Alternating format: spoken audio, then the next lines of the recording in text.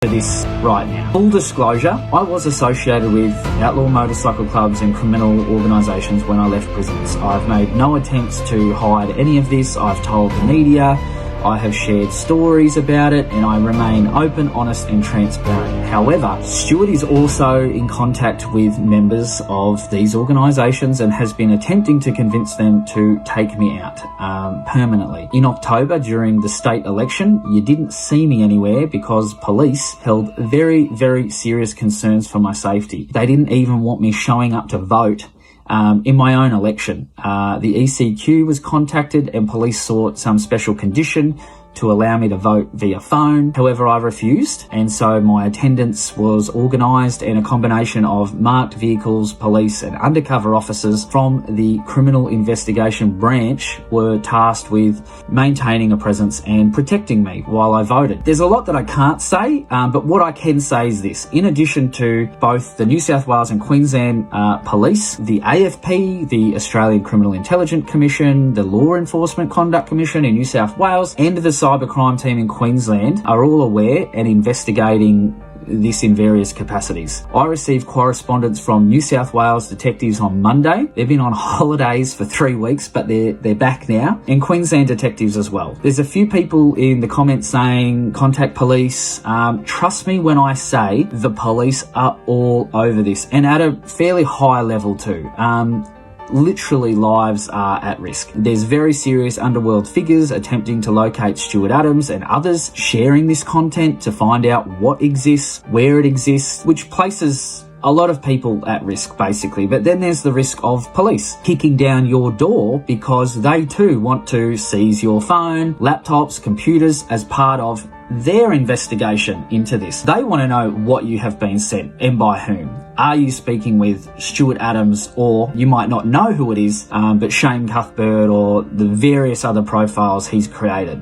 This is why I say there's a risk to your personal safety, because look, whether or not you have your door kicked in by, I don't know, someone from the underworld or the police, it's likely that becoming an active participant in this vendetta, you will likely become a witness for the prosecution, and this will eventually make it to trial. Do you want people knocking on your door?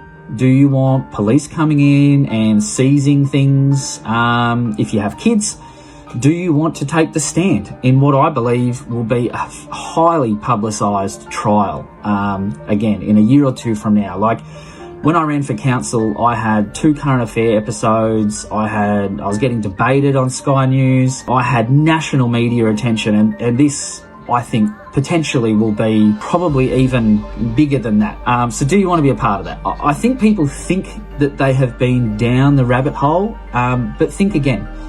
They've only been down Stuart Adams' rabbit hole. They've only been down the rabbit hole and seen everything that Stuart Adams has provided them with. This goes further than I think anybody can possibly comprehend. This is not your typical online he said, she said feud. There's some very serious elements to it, and I think people deserve to be informed. A few weeks ago, I was contacted by detectives in relation to a bomb threat made to the Cairns courthouse. I was named as the person of interest. I was due in court that day. The prosecution withdrew the charges against me for this very reason, for the safety concerns that they have, not only for me, but others. I have detonated explosive devices in the past. I've got a very real history of doing those kinds of things. I've made videos about it. It's all been disclosed.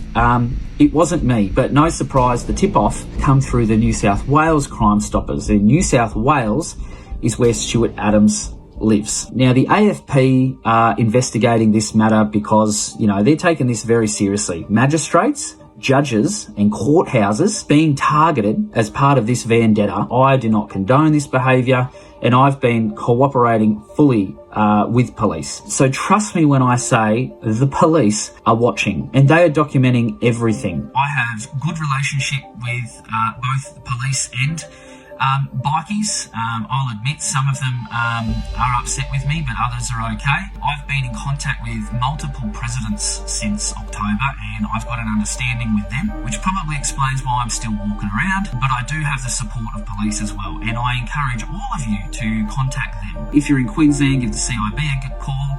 or in New South Wales, detectives. If you have not been contacted already, because some of you have, this is all monitored as part of the ongoing investigations. Some of you are asking why the mainstream media haven't done a story, and the short answer is they have. As far as I know, Current Affair has had 2 cracks at this, and the Cairns Post here has done 3. However, the journo, Peter Carruthers from the Cairns Post, he told me that each one of them was knocked back by their legal teams, and he says actually for the first time in his entire career, the police wouldn't speak to him. These are big companies, Channel 9, Murdoch Press, they got money, they can employ security, they have big legal teams capable of defending and protecting them.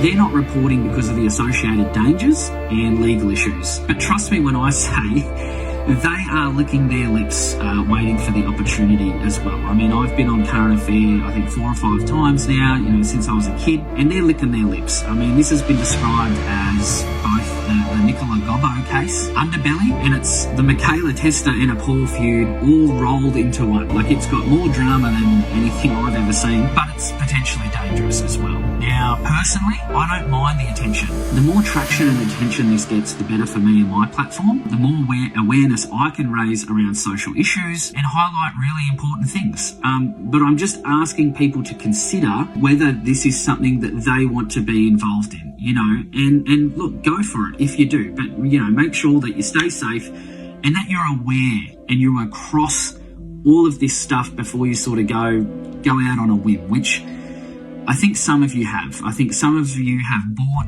the Shane Cuthbert stuff hook, line and sinker. It's been fed to you. Some of the content the creators are pulling out is just, there's no receipts at all. Like, it's all just made up, completely.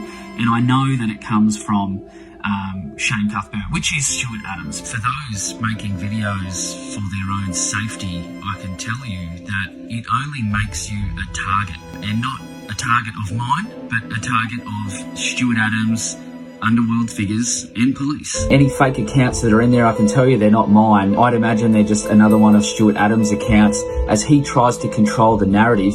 In your comment section,